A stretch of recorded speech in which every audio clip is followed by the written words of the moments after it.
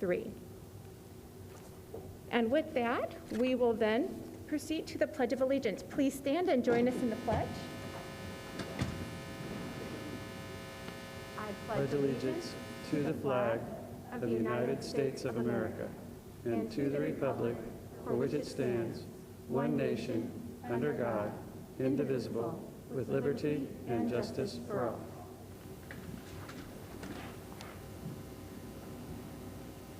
First item on our agenda are the presentations, and our first presentation is the Carmel High School Varsity Cheerleader State Champions. And with that, we turn to Ms. Brooke Kibler. Welcome, Brooke. Hi. Okay. Hi, guys. I'm loud in general, so there we go. All right, my name is Brooke Kibler. I'm the head cheerleading coach for the football competition cheerleaders. And I want to first start off by saying thank you for allowing me to present tonight on behalf of the program and all the athletes who've worked so hard this year. The varsity team this year was comprised of 17 student athletes, 8 were seniors, 7 were juniors, and 2 were sophomores. We began practicing in June, about 4 days a week, plus the football games when the football games start. And the culmination of our competitive season is in November at Newcastle High School. So the large timeout division is a very competitive division in the state of Indiana with all of the larger schools across the state competing in it. The division is so popular, in fact, that the first round of preliminary competition is actually virtual because so many teams want to compete. So we sent our video in on October 10th, and we did qualify, obviously, to go to state on November 6th. 11 teams were chosen, and in our first preliminary round, we actually finished 5th. So we definitely knew that there were 4 teams that scored higher than we did. So for the next 4 weeks leading up to the state competition, we just really worked on cleaning up, bringing energy, focusing on all of our program values, and our goal was just to perform with excellence and passion. And these ladies did just that. We were able to bring home a state title in the large timeout division, and I could not be more proud of the girls and all their hard work and effort. And I'm very thankful and grateful for the Carmel High School Athletic Department and my assistant coaches. And with that, we have a video to show you guys.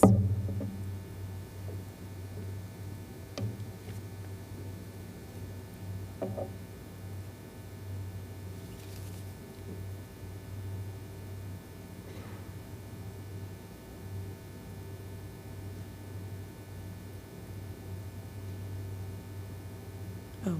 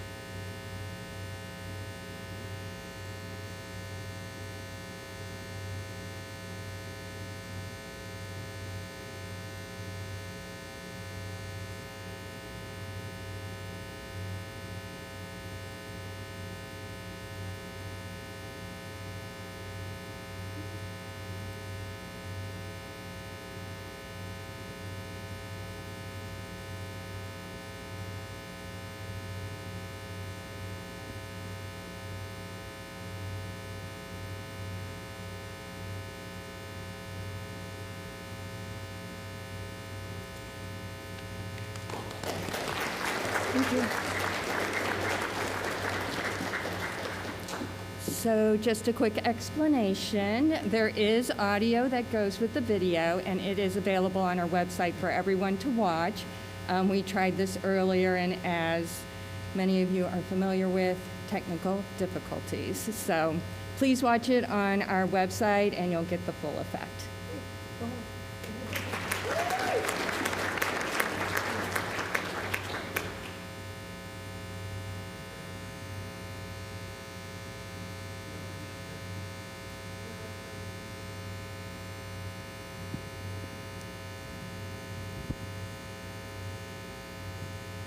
Yeah, I just wanted to say that I actually went and attended the state championships there in Newcastle, and our girls were amazing. And I wish you had the sound because they're also really loud. And the whole crowd joined in with our cheerleaders when they were doing their routine, and the speed and precision that they did in those routines was just amazing. So a big kudos to all the girls and the coaches, because it was really a great day, for Carmel High School Greyhounds, but also, wow, it was something. And the last thing I'll say about it is I was amazed at the speed and the precision of the routines. Carmel's squad was noticeably faster than a lot of the squads that were there, but they still hit everything at the exact same moment, and even the ponytails landed at the same time. So anyhow, congratulations to the Carmel Greyhounds. Let's give them one more great round of applause.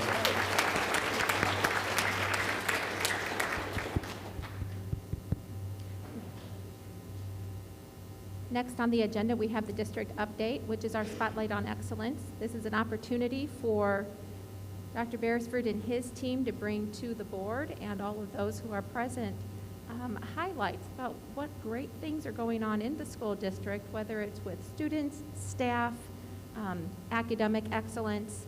We always have an opportunity to learn more, and we're pretty excited. So this evening, our Spotlight on Excellence, Amy Satowski is going to be presenting. Now, thanks, Amy. Good evening. My name is Amy Satowski. I am the assistant principal at Town Meadow, and I am here to recognize one of our instructional assistants that works at Town Meadow named Ryan Berry. Ryan is an instructional assistant in the Life Skills program at Town Meadow, and on the morning of November 9th, he engaged in a truly heroic act. And I was trying to figure out exactly how to put words to describe what it was that he did, but I really think that the student's mom said it best. So with her permission, I'm going to read a little bit of her email to Dr. Beresford. She says, I would like to take a minute to express my deepest gratitude for Ryan Berry. Ryan is an instructional assistant at Town Meadow Elementary. He has worked with my son Noah for over 2 years. During that time, Noah has become beyond attached to Ryan. This is very true, by the way. Ryan is not only his teacher and helper, but his best friend. Ryan has participated in birthday drive-bys for Noah, joined us at the park for play dates during the summer, and made himself available through all of Noah's virtual classes last year to be there when Noah felt out of place and detached from his classmates. This week, Ryan also became Noah's savior. Noah is an eager and adventurous eater, and while it is fun for his adults to give him interesting meals to try, it's always been my greatest fear that his excitement would lead to danger. Noah has Down syndrome, and the low muscle tone associated with it makes it difficult for Noah to rotary chew. He takes big bites, and he takes them too quickly. On Tuesday, November 9th, 2021, Noah was eating lunch with second grade when he choked on a piece of sausage. Ryan was there with him and safely and correctly used the Heimlich maneuver to dislodge the food and save Noah's life. I am doubtful that Noah would have been able to communicate his distress if he had been without Ryan by his side. I doubt other students could have recognized it either. Noah's one-on-one assistant saved his life this week. Ryan Berry is a kind and intelligent individual that has been trained well for this job.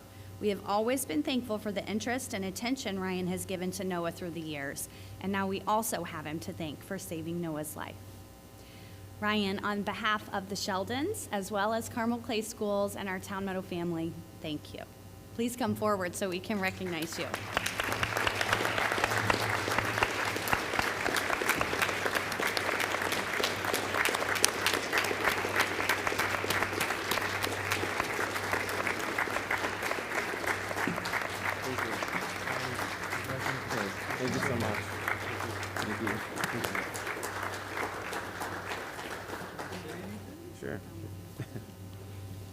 Thank you. This is truly an honor to be here. And everything that Julie Sheldon, Noah's mom, said in the email is completely mutual. Noah is one of my very best friends, and he is the reason that I love coming into work at Town Meadow every morning. Noah, I love you, buddy, and I can't wait to go right back in there tomorrow and work with you again. So thank you so much, board, Dr. Beresford, Mrs. Sikoski, thank you. This is just truly an honor. And again, Noah and the rest of our students in the Life Skills program are just the reason I love my job. So thank you so much.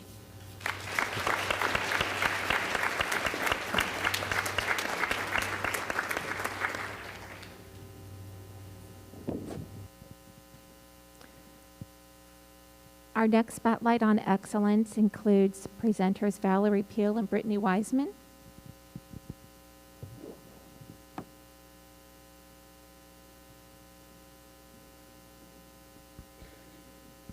Good evening. I'm Valerie Peel. I'm one of the assistant principals at Carmel High School. And I'm here to talk a little bit today. We're here to present for one of our students, Carly Hahn.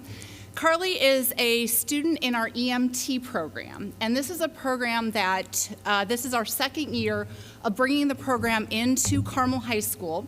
We have a partnership with Heartland Ambulance.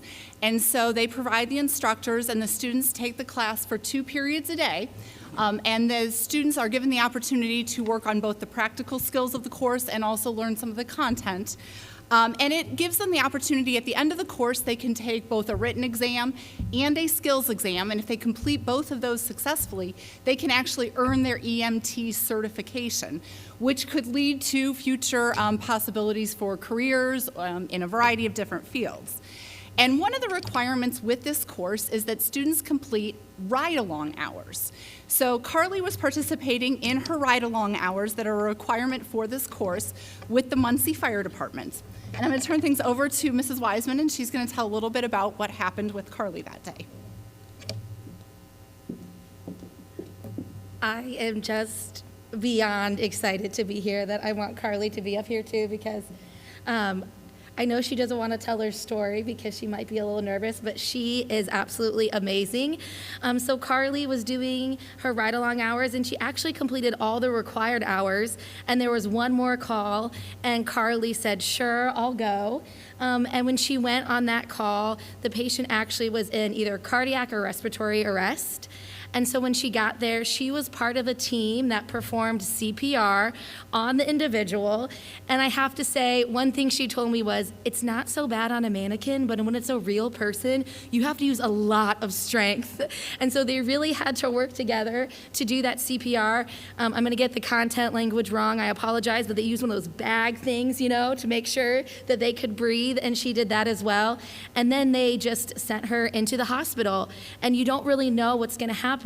But she was actually able to find out that that patient survived. She's making a full recovery. And so Carly can say that she actually saved somebody's life. So we are just so excited for Carly.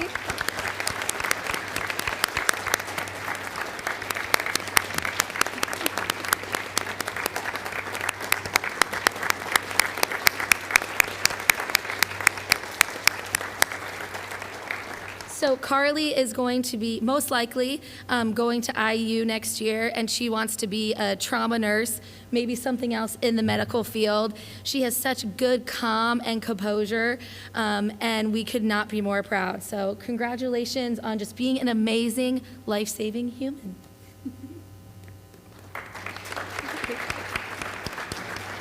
Congratulations. Thank you. Yeah, Carly, I want you to know that my daughter is an EMT.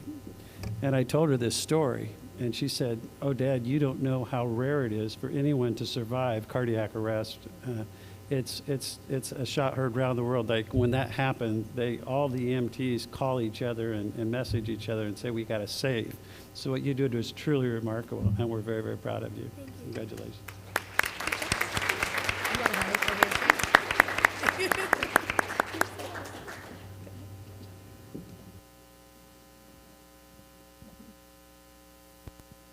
Well, on behalf of the board, I want to extend a huge thank you and congratulations on the hard work and your abilities and sharing those abilities with our Carmel Clay schools. Ryan and Carly, you make a difference each and every day, and thank you so much for making a difference in the lives of those who you saved.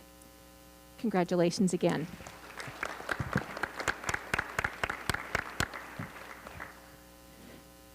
Next on our agenda, we have consent. May I get a motion to approve consent? Second. Discussion. I do want to point out on the approval of gifts, we have one very interesting approval of gifts. The 2022 college football playoffs, there was a $1,500 gift gifted to Carmel Clay Schools. And Mr. McMichael, could you touch on what that is for again? How that worked out? I'm sorry, I was trying to get this mic turned on. If you could ask the question again. Yes, the football playoff. Yes. They have a football playoff, and we get, I think it's $1,500 contribution, or it's like a grant that they provide to the high schools that provide a host for that event. Okay.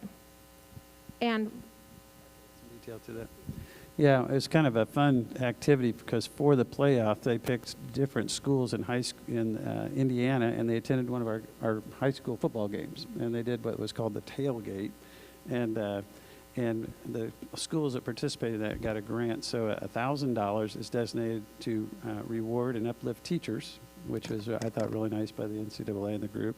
And then $500 is to support the athletic department. So the athletic department got a $500 stipend as well. So just another neat thing for us being, in the central Indiana and being part of the football playoffs. thank you, Dr. B. Two other items of interest on our gift applications is that we received a $4,000 anonymous gift to Carmel High School's boys golf. And then FlexPack also donated 40 cases of hand sanitizer to Carmel Clay Schools. Any other discussion? Yes, Mike.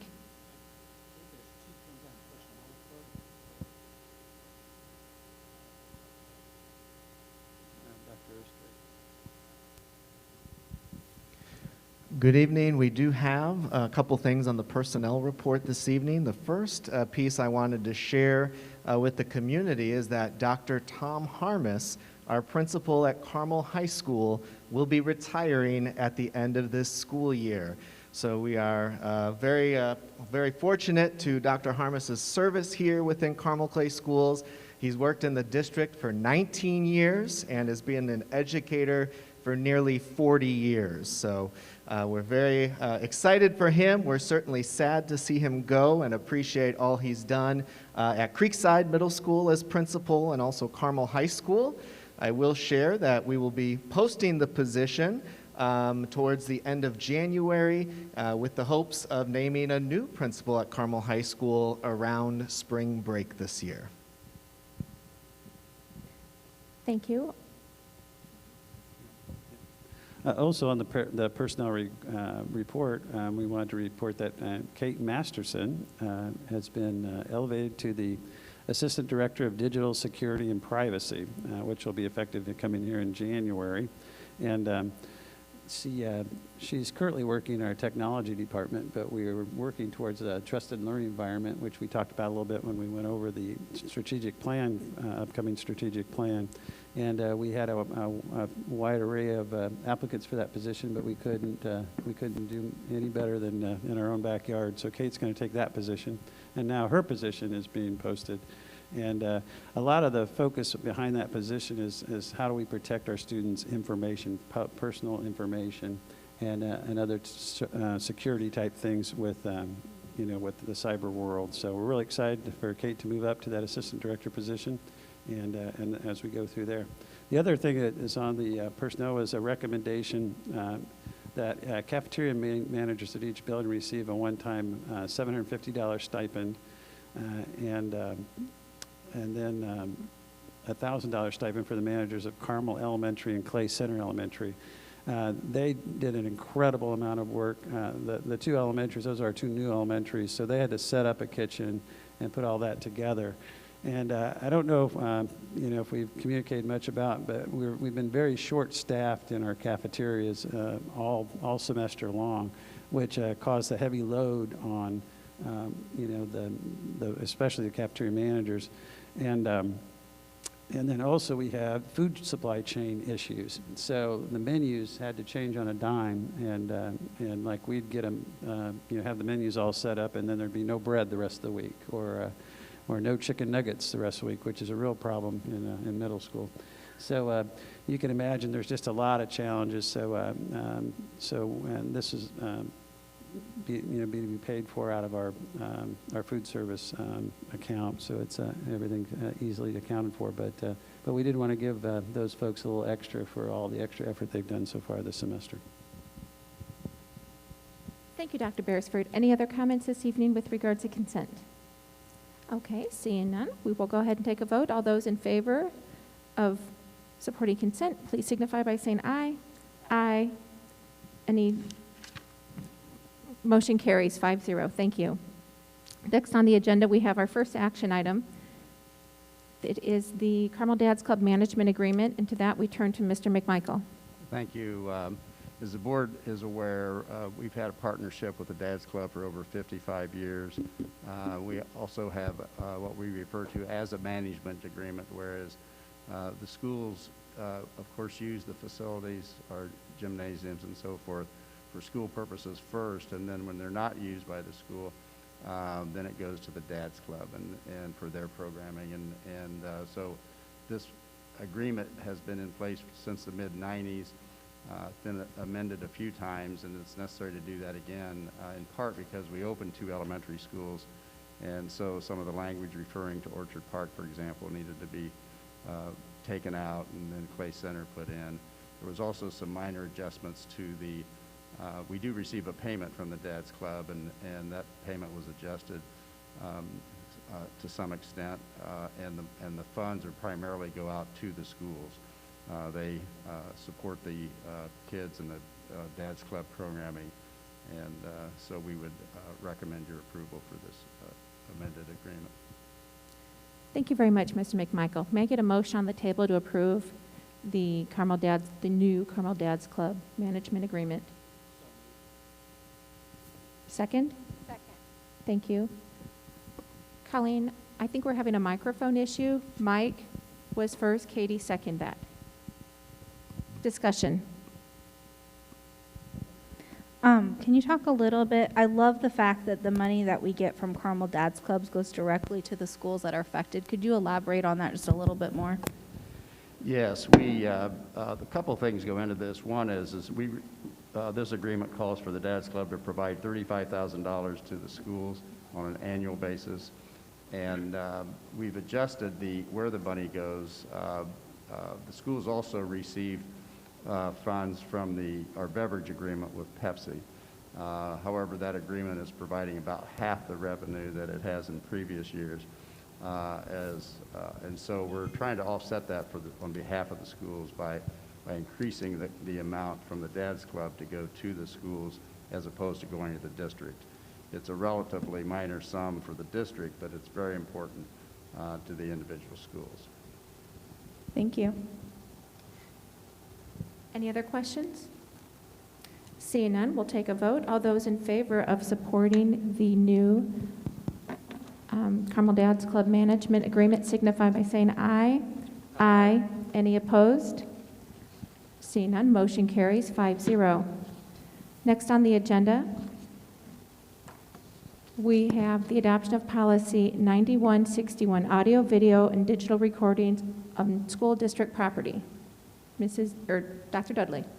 Good evening. This evening, I recommend to the board, the policy committee is recommending policy 9161, which is audio, video, and digital recordings on school district properties.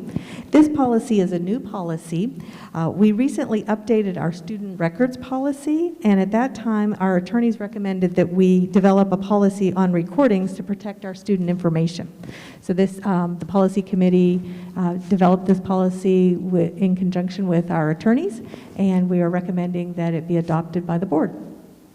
Thank you very much, Dr. Dudley. May I get a motion to approve the adoption of policy 9161? So moved. Thank you. Second? Thank you, Louise. Discussion. Yeah, I just wanted to also clarify for those in the audience and those watching that recording like certain things such as your child's first day of school, if they have an academic performance. I know right now my son is doing the Famous Americans at school. Curricular activities, sporting events, definitely acceptable, and we want parents to take part in recording those things. So this is kind of outside of that.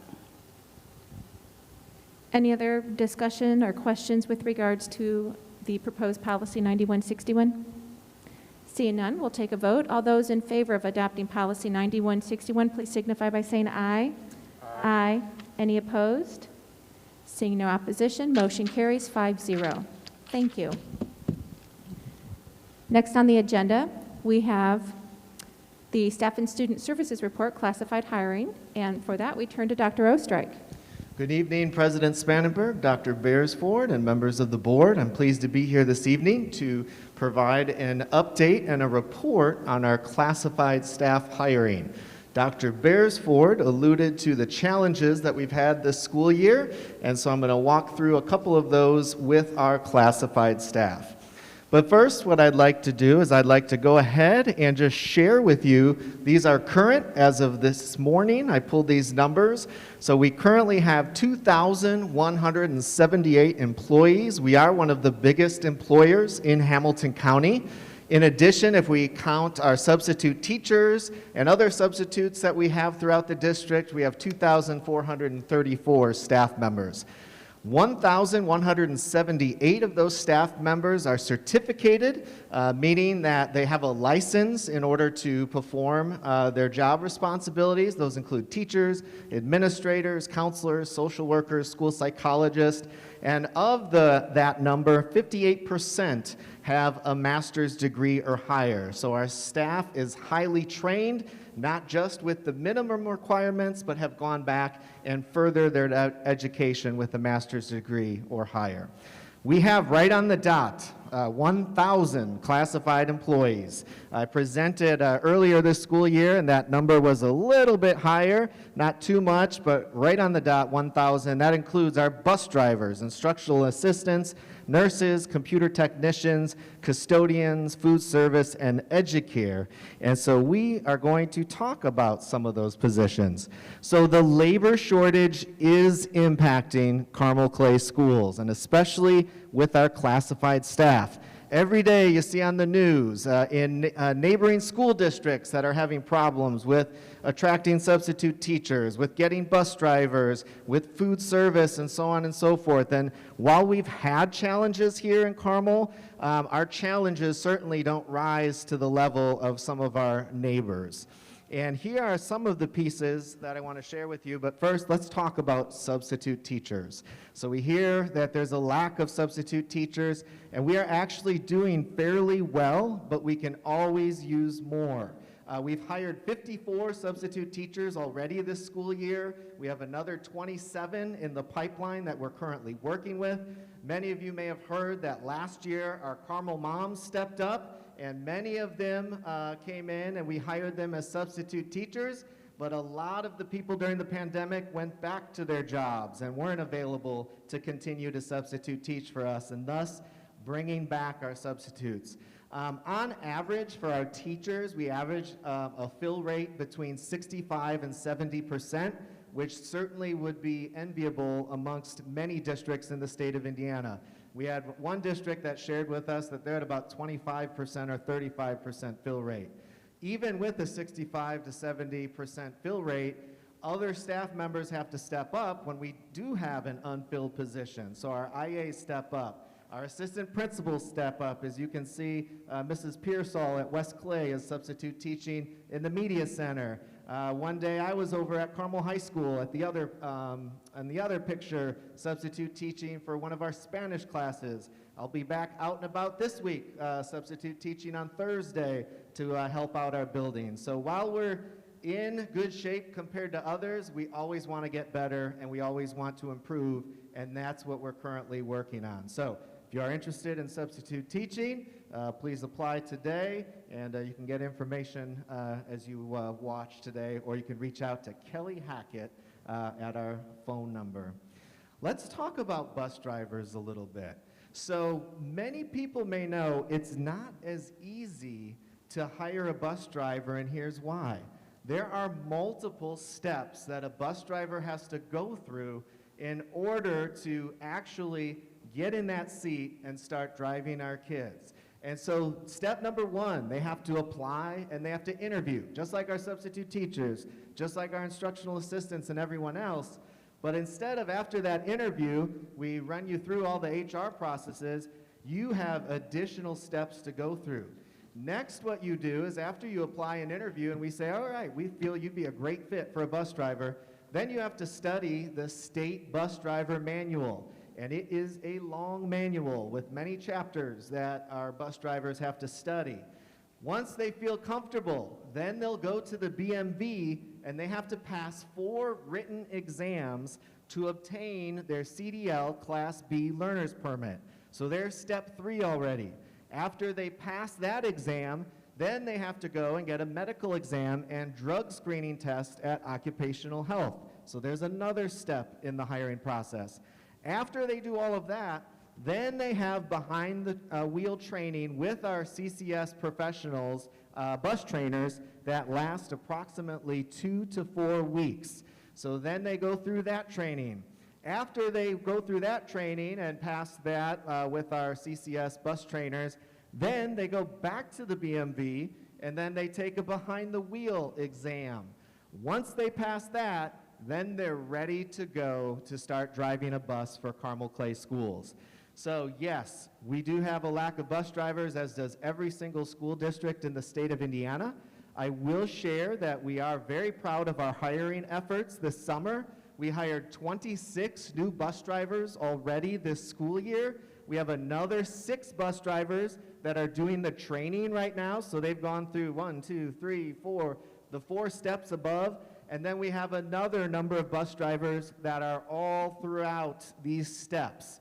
And so what we've done is Human Resources has partnered with Transportation, and we have a master spreadsheet that we continue to reach out to those who've applied and interviewed, because sometimes they'll start studying and they'll be like, okay, I'm not doing this anymore. I don't want to study and take this test. So we have a lot of touch points where we're reaching back out. We're keeping them engaged in the process, because otherwise they may just give up and say, hey, I don't want to drive a bus, I'm going to go work somewhere else. And so we've been working exceedingly hard in engaging our bus drivers throughout the hiring process. And I was talking with Mr. Clevenger, our transportation director, today. One thing that he's extremely proud of is our interview to trained bus driver ratio. He said it's out of this world and it's unparalleled in the state of Indiana.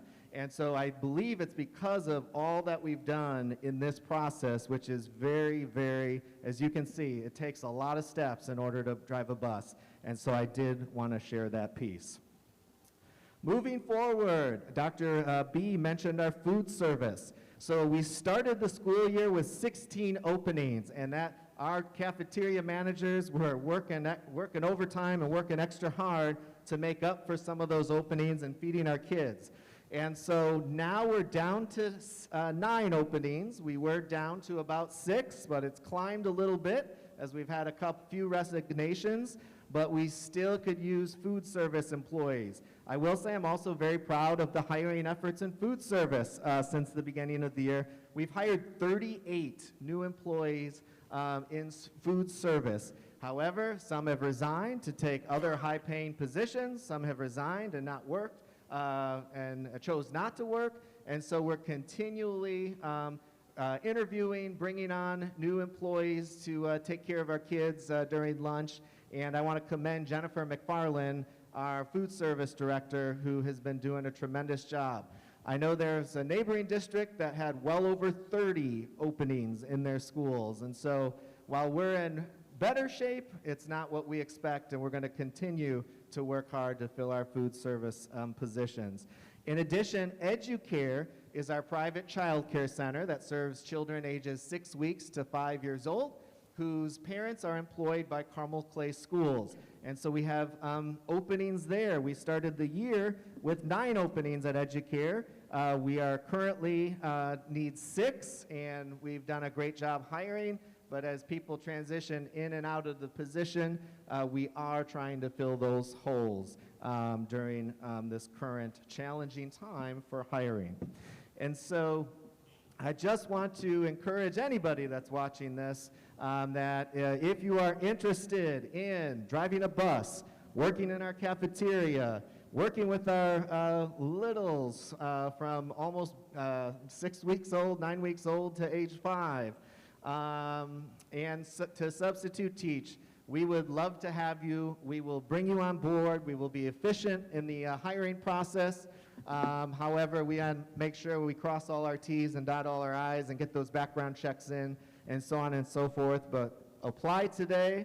We are hiring. I am proud of our efforts that we've been through, but it is a continuous process in this very challenging environment. And at this time, I'd be happy to answer any questions you may have. Mike, I do have a question with regard to the bus drivers. You had mentioned there look like 7 different steps. What does that time frame look like? Is that an 8-week process? Is that a 12-week process? What kind of how long does that take? Yeah, it really depends on the person and how fast they get to step 3 with taking that written exam at the BMV. If you don't pass on the first time, you certainly can go back and take the exam again. And so really that part could take a couple weeks, 2-3 weeks, and then the medical exam and drug screening, we get you in immediately and send you to our occupational health facility. Behind the wheel training, about 2 to 4 weeks. So we're thinking about a month to 6 weeks from the application to the interview to the testing to the behind the wheel training, taking that BMV exam. So I'd say about anywhere from 4 to 6 weeks if someone's really dedicated and really keeping track of all those hiring steps. Thank you. Just following up, so it's paid training, so at what point does that start? Thank you very much. The paid training, that will start when you get behind the wheel. Additionally, we're paying for your medical exam, we're paying for your drug screen. The written exam, I believe there is a cost to that, and we pay you once you pass that exam, so that's also paid for in addition. So yes, pretty much all the steps throughout, except for the first studying part, is paid.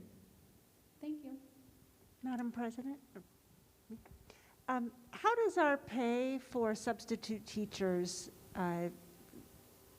stack up against other school districts? Yep, so our substitute teacher pay is $80 a day for a regular substitute teacher. It's $105 a day for a retired teacher. That was in line with everyone in Hamilton County up until last week, and HSE just bumped theirs up $5. So we are in line with Westfield and Noblesville and Zionsville, and we're in line with HSE. So we're in the ballpark there with our Hamilton County and our neighbor in Boone County, our counterparts. Thank you so much. How are we doing with surveying the bus drivers to learn more about what they think, would be more of an incentive for bus drivers? Yeah, I can share with you that we have a great relationship with our bus drivers. We do have a bus driver association that I know Roger works very closely with. Anytime that their representatives have questions, we answer those. They come to us. Mr. McMichael worked with them to get the current agreement in place when we recently raised their pay. And then when we added that 3rd tier, we added that additional $25 for the 3rd tier for the morning and the afternoon. And so there's been a lot of communication. We've not yet had a survey out to them at this point, but there is a lot of proactive communication going on with their representatives. Roger, do you want to speak to the survey? Well, just that, as Tom said, we have a very open and relationship, and not only do the drivers have an association, but we also have lead drivers, and we've had those for years, and they interact with, kind of breaks the group down, and so they interact with them, and I'm very comfortable telling you that if any bus driver has any ideas, they've shared them with us. Now, we know things like pay more money, offer insurance, And that's some of the things that have been suggested by them and others, but we don't feel that we need to do a formal survey because they have every opportunity to talk to us, and they take that opportunity. Okay, so with the insurance piece, Yes.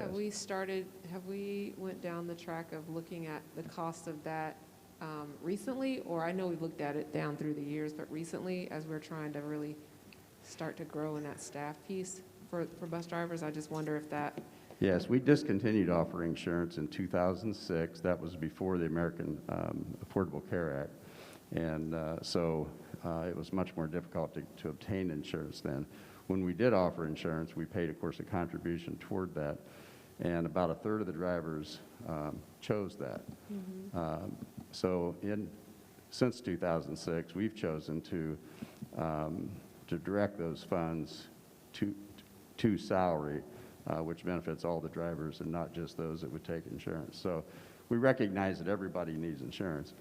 However, we also have a self-funded insurance plan, and it's my feeling that, and the industry's feeling, that to offer insurance to part-time employees, and we don't consider our bus drivers part-time given the job that they do, but their regular schedule is about 700 hours a year. And so the industry would say that that's a very high-risk thing to do, and then and given the demographics of the group, we would certainly agree with that. We've seen over the years, the results, and so with a self-funded plan, all the employees in the end pay for the claims, and so it's not the cost of the premium or the contribution to the premium, but it's the cost of claims. And so we do not think that would benefit us to do that. Okay. And then last question is just around looking at it getting colder and the weather change. Do we have parameters? If we're not going to grow in bus driver staffing, do we have parameters that we'll share in terms of accommodating more students walking with snow on the ground and all that? We'll be sharing that in future board meetings? I'm sorry, I didn't understand the first part of your question. So with the weather changing, it's getting colder out Yes. now, and we have more children that have to walk to school, and families walking to school. Will you be sharing any parameters that we'll be putting into place as we have all these surrounding neighborhoods walking, because we can't provide bus drivers? So I'm asking, will you present or share any parameters that we will be providing to address? Well, I don't know that we're providing parameters per se. We certainly clean the walkways, out extending on the school property. We're not in a position to go into the neighborhoods as far as that. We have issued, provided at no cost, the flashing LED light that the students put on their backpack or on their jacket. That's good. And beyond that, of course, we provide, with the additional walkers, we provide crossing guards at various locations across the district. Thank you.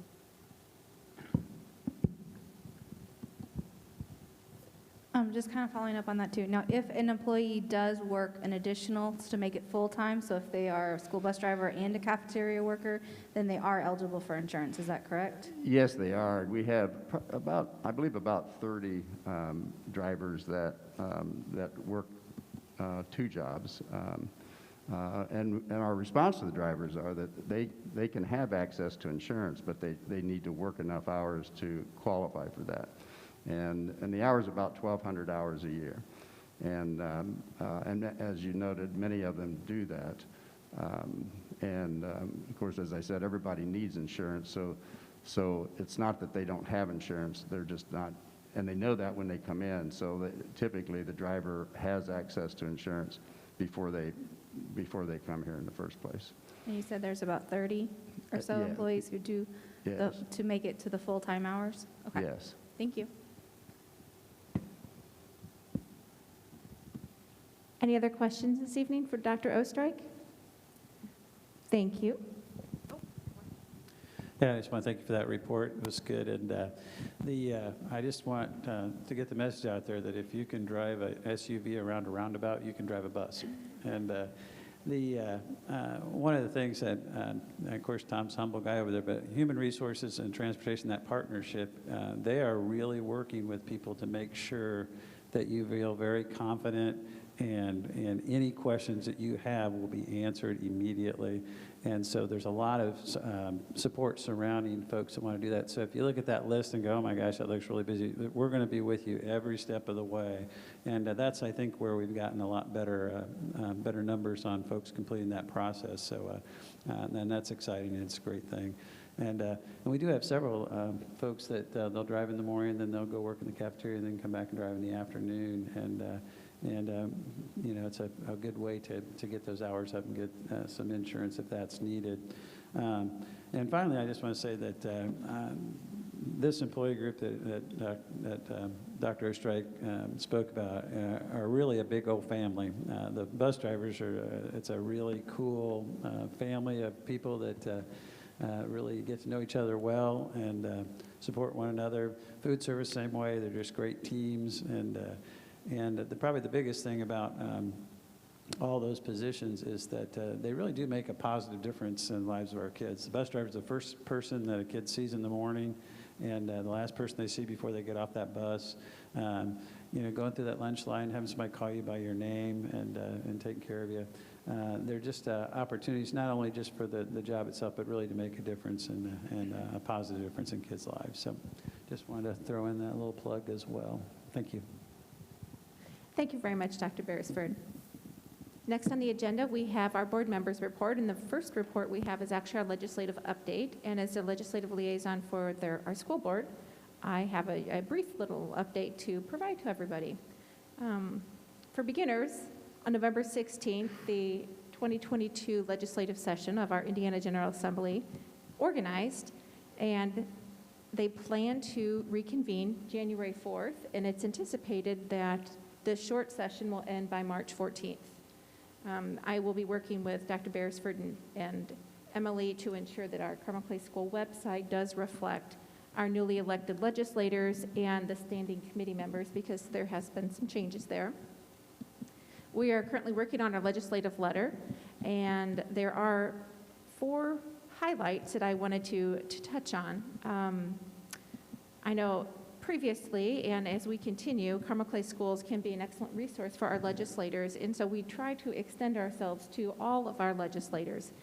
We recognize that even the best intentioned proposed laws do have some negative impact on our schools, and we are here to help with our legislators to give them hands-on, real-time information on how a particular law or legislation will impact our teachers and staff.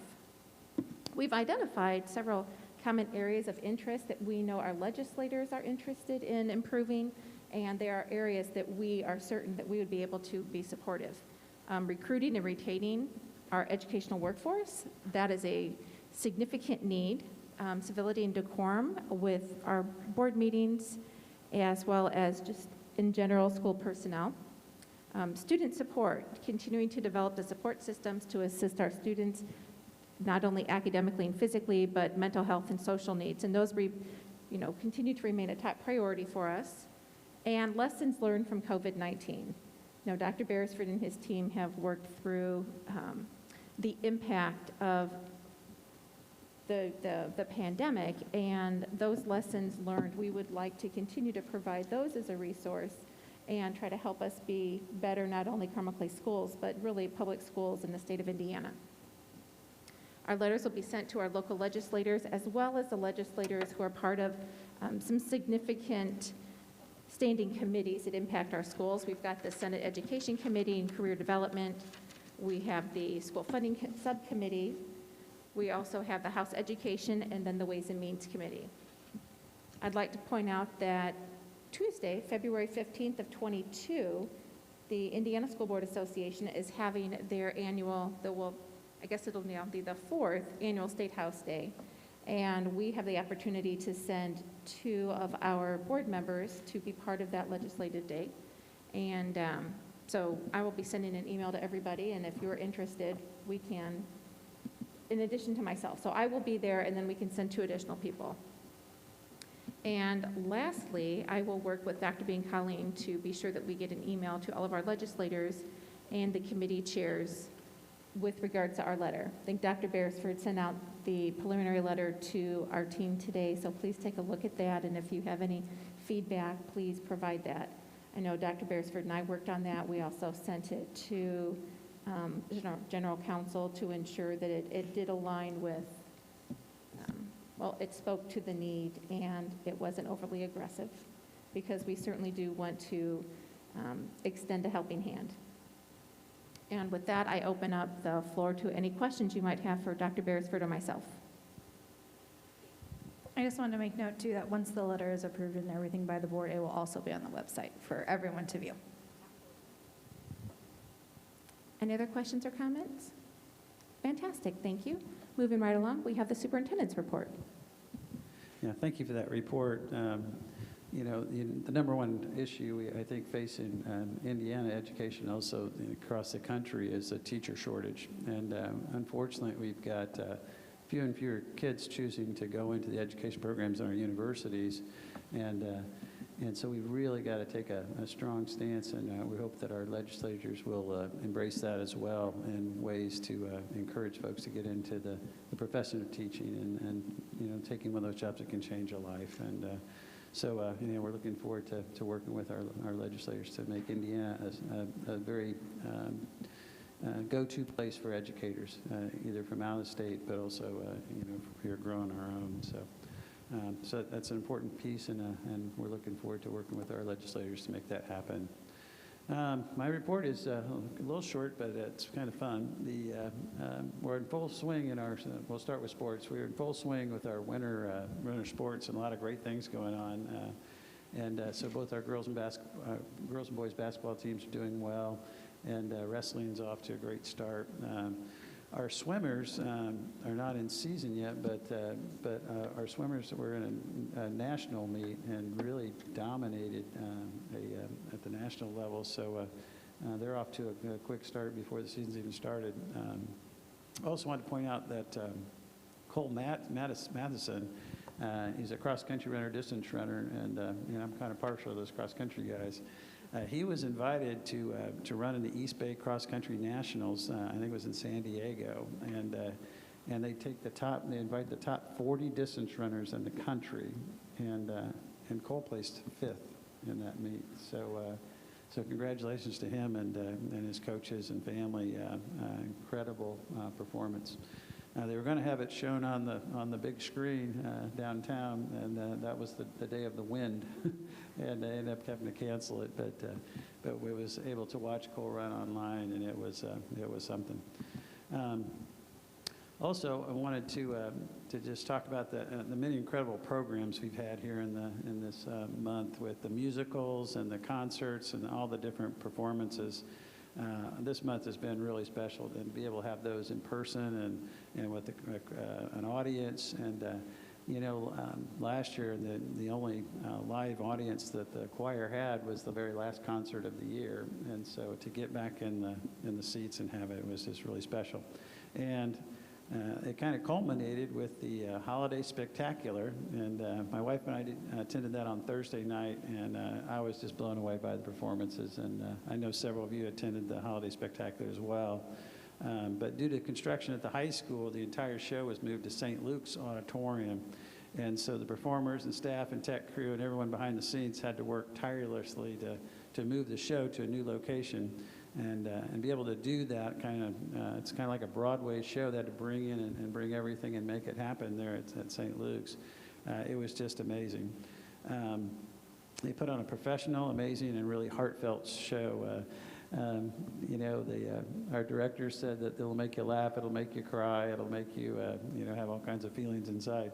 And it really did. It was really something to see our kids perform. And I always enjoy watching our kids do what they love to do. And it was just a wonderful, wonderful situation. Our choirs performed a variety of performances, celebrated holidays around the world. It was just a great night. So bravo to all the fine arts staff and students, just bravo. And actually, the sound and lights guy is working tonight up there in the booth, so thank you, Bernie, for your work up there. And I would just want to throw a little shout out to our tech team and those guys, because bringing a board meeting, on the road has its own challenges, and we've experienced a little bit tonight already. So this is our first round at this, so we'll get better at it after this. But we appreciate all the hard work and all the pieces that had to come together in order to make it all work. Finally, the bell ringer. I just want to congratulate our entire CCS family on excelling this semester. I know we have 4 days to go, so I'm not going to win everything, but I'm pretty confident we're going to finish off semester 1. And I could not be prouder of all the efforts of our staff and our administration, and especially our students, to progress and excel the way they have in such a difficult environment. We really had our hopes up that we were going to have a really normal first semester, and when we left school in May, everything was looking great, and then we just got hit in the mouth, right as the start of the second semester, or first semester.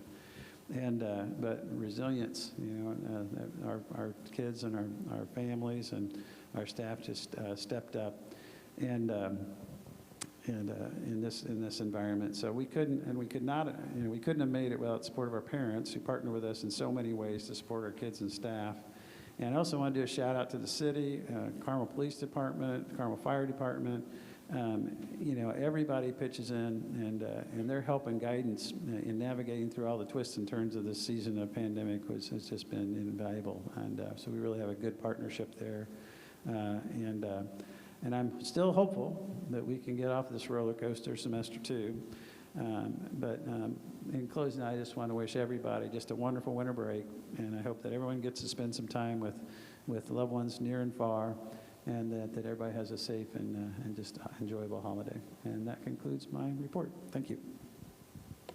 Thank you, Dr. Beresford.